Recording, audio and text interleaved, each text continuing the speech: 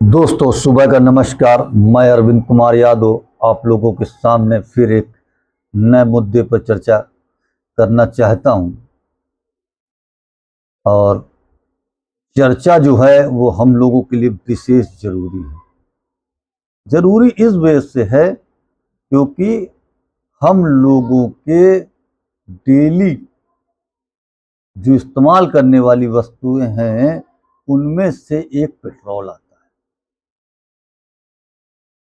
क्योंकि हमको अपने घरों से ऑफिस जाना पड़ता है, उसमें पेट्रोल की आवश्यकता पड़ती है। क्योंकि हर आदमी मेट्रो, ऑटो या अन्य साधनों का इस्तेमाल नहीं करता, अपनी पर्सनल गाड़ियों का इस्तेमाल करता है।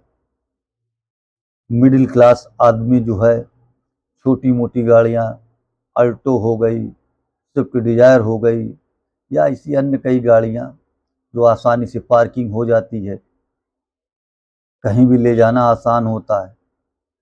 तो हम सभी लोग जो है दिनचर्या में हैं। कुछ लोग ऐसे हैं जो अपनी गाड़ियों से ही उनका परिवार का भरण पोषण होता है, जैसे कि ओला उबर वाले हो गए, जोमेटो वाले हो गए, स्विगी वाले हो गए, या प्राइवेट टैक्सी वाले जो अपनी गाड़ियों से ही दिन भर अपने काम को करते हैं, उसी से उनके परिवार का भरण पोषण होता है। अब ऐसे में सरकार का एक नियम आता है दोस्तों कि वो इथेन पेट्रोल का इस्तेमाल करने के लिए मजबूर कर देती है। अब मजबूर क्यों, कैसे करती हैं? पहले तो आ रहा था कि पेट्रोल पंपों में आपसे पूछा जाएगा कि आपको इथेन पेट्रोल चाहिए या नहीं चाहिए। तो मर्जी हमारी थी, हम लेंगे या नहीं लेंगे। मगर अब सरकार ने कहा नहीं, आपको ये लेना ही पड़ेगा, इसके अलावा आपके पास कोई दूसरा विकल्प नहीं। अब जब आम जनता के पास दूसरा विकल्प नहीं तो मजबूरी है। और मजबूरी में आदमी कर क्या सकता है, क्योंकि गवर्नमेंट से बढ़ के तो हम लोग हैं। तो जब गवर्नमेंट से बढ़ के नहीं है तो गवर्नमेंट के नियमानुसार चलना पड़ेगा। मगर इससे होने वाले नुकसान को कौन सी गवर्नमेंट पूरा करेगी, ये बहुत बड़ा सवाल है हमारा आप लोगों से। और आप लोग ये सोचेंगे कि मैं कोई भड़काने वाली बात कर रहा हूं, नहीं। आप इथेन पेट्रोल को जब जैसे ही गूगल उगल में डालेंगे, सोशल मीडिया में डालेंगे, तो इतने वीडियो आपको देखने को मिल जाएंगे कि जिसमें स्पष्ट आप लोगों को जानकारी मिलेगी कि इस पेट्रोल में 20% पानी होता है। E20 पेट्रोल में 20% पानी। और जब पानी आपकी गाड़ियों में जाएगा, कई बार आपने देखा होगा कि जब गाड़ी थोड़ी सी पुरानी होती है तो टंकी के माध्यम से पानी चला जाता है। और टंकी के माध्यम से जब पानी जाता है तो हमारी गाड़ी बंद हो जाती है। फिर हम लोग क्या करते हैं, बाइक वाले अपनी टंकी को साफ करवाते, अच्छे तरीके से साफ कराते, तब हमारी गाड़ी पुनः चलने योग्य होती है। अब गवर्नमेंट ने तो लाके नियम थोप दिया कि आपको इस पेट्रोल का इस्तेमाल करना ही पड़ेगा। मगर इससे होने वाले अन्य नुकसान, गाड़ियों के इंजन सीज हो जाएंगे, गाड़ियां पिकअप नहीं देंगी और एवरेज नहीं देगी।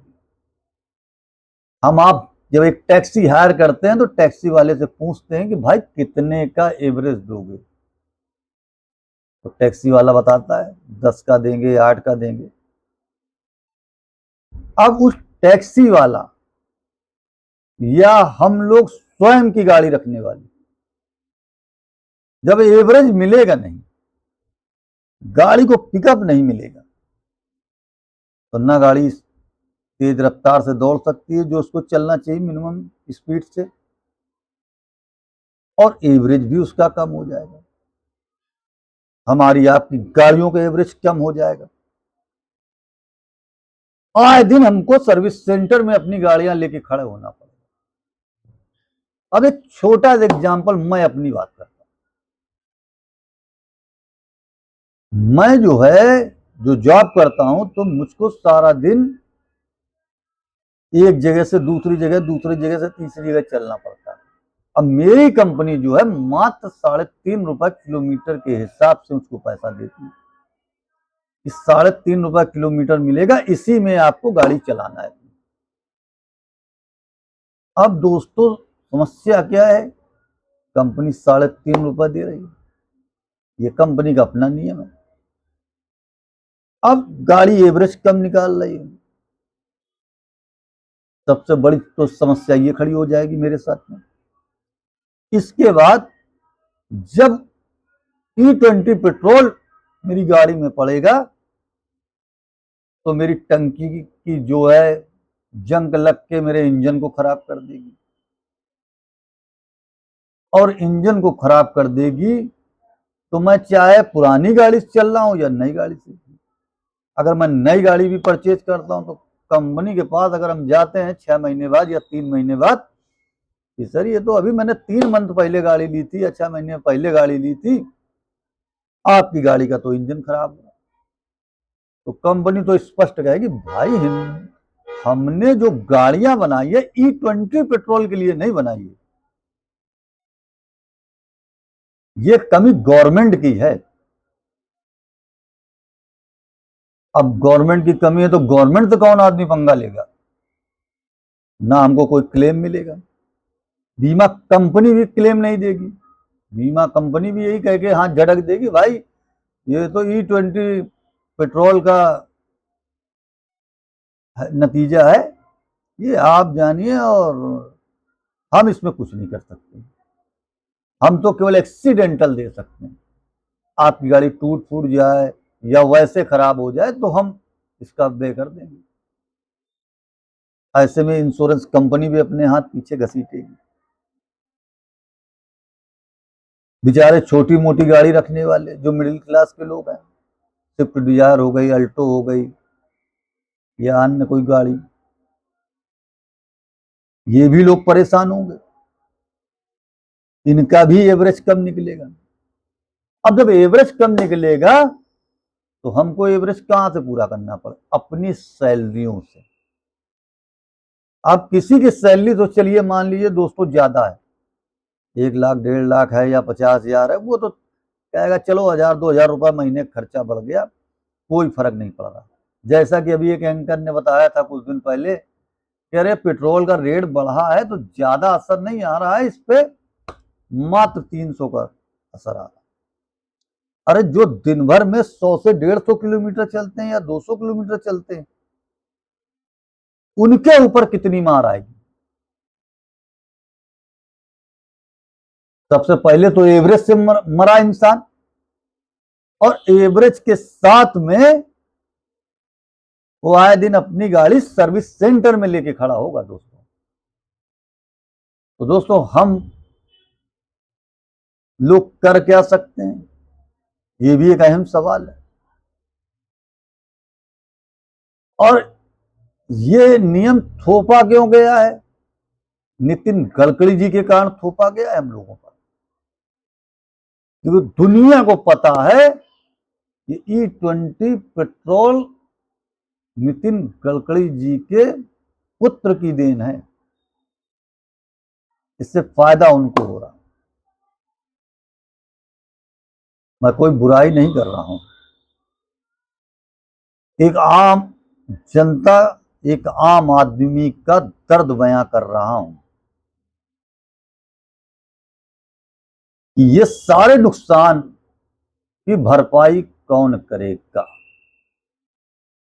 तो दोस्तों मैं कहूंगा E20 पेट्रोल का विरोध करना चाहिए हम लोगों को।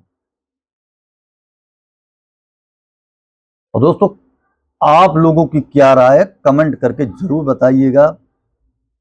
और मैं फिर यही कहूंगा दोस्तों, आप लोगों के दम से मेरी दम है। आप लोग सपोर्ट करेंगे तो मैं नए नए मुद्दे आप लोगों के लिए लेकर आता रहूंगा, आप लोगों तक जानकारी लेके आता रहूंगा, आप लोगों के साथ इसी प्रकार से चर्चा करता रहूंगा। तो मेरी हाथ जोड़ के विनती है सभी लोगों से कि वीडियो को अच्छी तरीके से देखें, लाइक कमेंट शेयर करें, ताकि हमारे आपके जरिए से हमारी आपकी बात शासन प्रशासन तक पहुंच सके। बस यही कहूंगा। मैं भारत का एक आम नागरिक हूं। जय हिंद, जय भारत।